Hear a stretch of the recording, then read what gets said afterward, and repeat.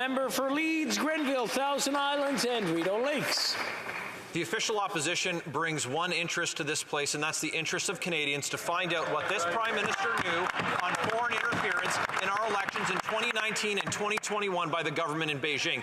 But now in the NDP, a party that has twice voted to send Conservative staff to committee when we were in government, and has twice voted for Katie Telford to go to committee with their coalition partners when we're in government, are now unwilling or unable to send her this time. So is it a condition of the supply and confidence deal between these coalition partners that the NDP not send Katie Telford to committee?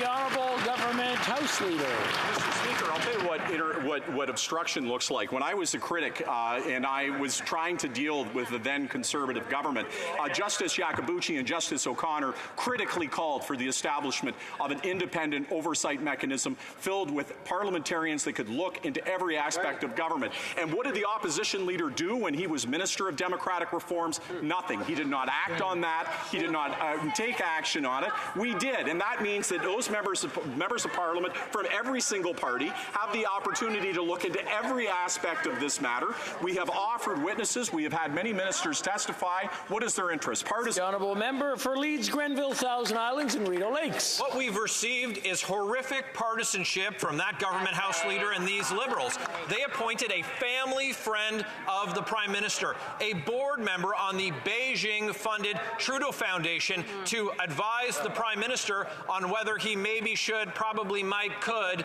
have a public inquiry. We're looking for a public inquiry for Canadians, and we're looking for the Prime Minister's Chief of Staff to testify at committee. Why won't these Liberals and their NDP coalition partners allow the Prime Minister's Chief of Staff, Katie Telford, to testify? The Honourable Government House Leader.